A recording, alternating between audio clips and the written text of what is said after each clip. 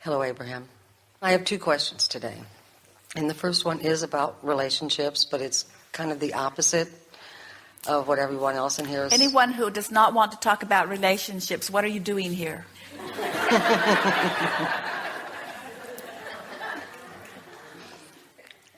I came to you 7 years ago. Well, I've been seeing you for 10, 12 years. But 7 years ago, I sat in your home in San Antonio, and I was having angst about getting involved with a relationship.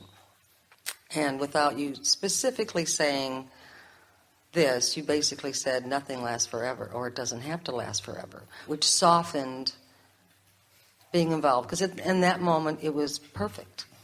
It was beautiful. Because you cannot get it done, and you never get it wrong. And the reason you never get it wrong is because it's never done. Right. So like Magellan, you just say, now what? Exactly.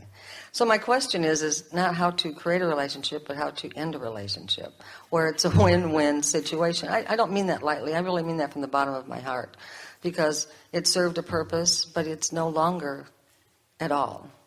It's not a match. Like I could make the lists. We're going to give you something a little blunt and bold. I love that when you do that to me. Well, you just bring it out of us. What we want to say to you is, it is a match. When you see things that you don't like, you offer a vibration that then is matched.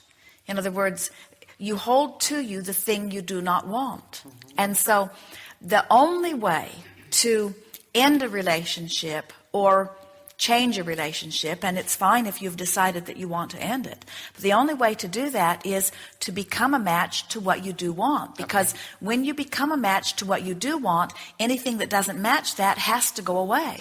What happens with so many is they have this image of what they want, and then they have this image of what is happening, but they give more attention to what is happening than they do to what they want, so they keep holding what is happening in their experience. And then you say, I don't want to hurt somebody, and I don't want to do anything drastic, and I don't want to really run somebody off. That doesn't feel good. And the best thing that happens when you find vibrational harmony with what you do want is that you free the other to find vibrational harmony with what they want, and very often it just evolves into something where nobody leaves anybody. It just sort of becomes, and everyone understands that what became is even better than what was. Yes, and that's what I would like to see happen. One day we were encouraging someone on this identical topic. And as we encouraged her to focus upon the positive aspects and make lists of things that she did like and script the things that are not necessarily the way that she is wanting them to happen now, but as she is wanting them to be. And this person very boldly said, but Abraham, you misunderstood me. I'm not trying to save this relationship. I'm not trying to make this relationship work. And what we are wanting you to understand is that by finding vibrational harmony with what you do want, it has to come to you. And if this relationship is not the match, then it has to go someplace else. It has to be. It's a very common thing for people to have something that they don't want, and by their attention to it, hold it to them, believing that now they must take some action in order to change things. And it takes a lot of work to do what you're saying. But I know that is the work, and I'm not afraid of the work. But, when you're confronted on a daily basis, it's kind of like, I just recently came through a very big hump in business. And I learned that no matter how big the obstacle, I could do it with energy, because everybody was saying, go to lawyers, do this, do that. And I started to go there, and then I went, no, that's against who I am. I have to do this with energy work.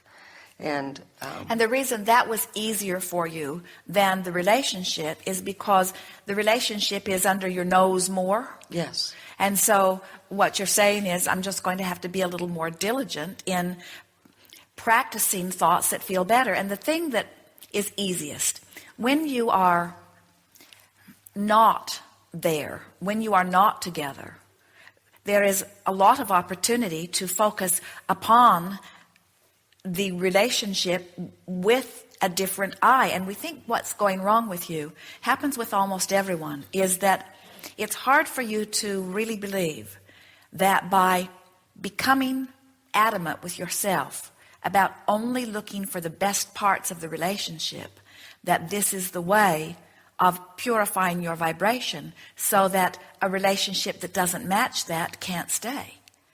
Most people have a hard time hearing that because they really think that once they've made up their mind that they want to go, then to work on the relationship feels like what they're saying is, I want to stay. Right. And what we're saying is, you've got to become a vibrational match to your own desire, no Right. matter what. And when you do that, everything around you will evolve to match the image that you have in your mind. Yes, it will. Yes. Because you've taught me that, and it's worked in every other area of my life, every time. Yes.